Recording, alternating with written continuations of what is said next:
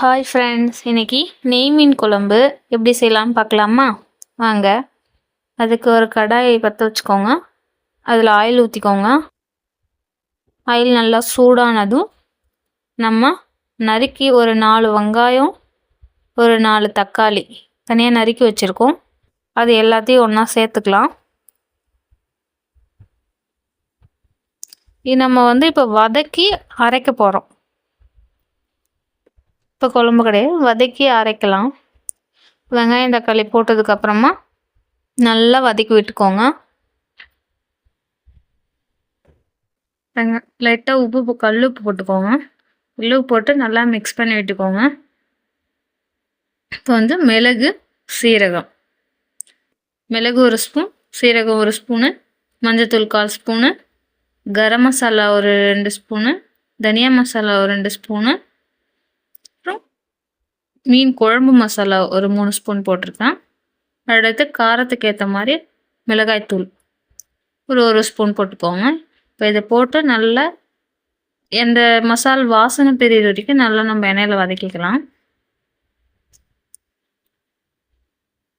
நல்லா வதக்குனதுக்கப்புறமா கருவேப்பிலை கொஞ்சம், தேங்காய் ஒரு 1/4 மூடி தேங்காய் சேர்த்துக்கிறேன். வதக்கி எடுத்து ஆற வச்சுக்கலாம். அடுத்து ஒரு கடாயில் எண்ணெய் ஊற்றிக்கோங்க. இது சூடாகிறதுக்குள்ள நம்ம வதக்கி வச்ச அந்த இதை பேஸ்ட் அரைச்சி எடுத்துக்கலாம். இது ஒரு ஓரமாக இருக்கட்டும். அடுத்து எண்ணெய் காஞ்சதும் கடுகு, வெந்தயம், சோம்பு 3த்தையும் நல்லா பொரிய விட்ட பிறகு நான் சின்ன வெங்காயம் ஒரு 10-15 சின்ன வெங்காயம் உரிச்சு வச்சுருக்கேன். சின்ன வெங்காயம், பூண்டு, பச்சை மிளகா, கருவேப்பிலை எல்லாத்தையும் போட்டு நல்லா வதக்கிக்கலாம். நல்லா இது பொன்னிறமாக ஆனதுக்கப்புறமா இஞ்சி பூண்டு பேஸ்ட்டு ஒரு 1/2 ஸ்பூன் இஞ்சி பூண்டு பேஸ்ட் போட்டு நல்லா மிக்ஸ் பண்ணிக்கலாம். மிக்ஸ் பண்ணதுக்கப்புறமா நான் அரைச்சி வச்ச நம்ம பேஸ்ட்டை இதில் ஆட் பண்ணிக்கலாம். அரைச்சி வச்ச பேஸ்ட் ஆட் பண்ணிட்ட பிறகு நல்லா கிண்டி விட்டுக்கோங்க. நான் புளிக்கரைசல் சேர்த்துக்கிறேன். நீங்கள் எந்த அளவுக்கு காரம் வேணுமோ காரம் பார்த்துட்டு காரம் சேர்த்துக்கோங்க. உப்பு பத்தலைன்னா உப்பு சேர்த்துக்கோங்க.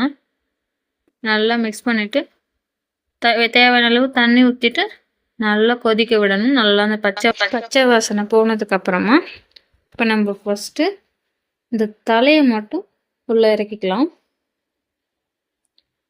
ஏன்னா தலை கொஞ்சம் வேக லேட் ஆகும்.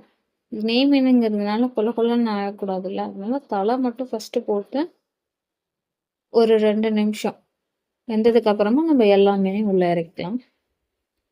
எல்லாத்தையும் உள்ள குழம்புக்குள்ளே மூழ்கிற மாதிரி ஒவ்வொன்றா எடுத்து போட்டுக்கலாம். போட்டு லைட்டாக கலரி விடுங்க. கலரி விட்டு மூடி வச்சுக்கலாம். ஒரு 2 நிமிஷத்துக்கு அப்புறம் ஓப்பன் பண்ணி லைட்டாக எல்லாம் வெந்துருச்சுன்னு பார்த்துட்டு கொத்தமல்லி தழை, கருவேப்பிலை போட்டு இறக்கிடலாம். சூப்பராக நெய் மீன் குழம்பு ரெடி ஆயிடுச்சு. பிடிச்சிருந்தா லைக் பண்ணுங்கள், ஷேர் பண்ணுங்கள், சப்ஸ்கிரைப் பண்ணுங்கள். தேங்க்யூ.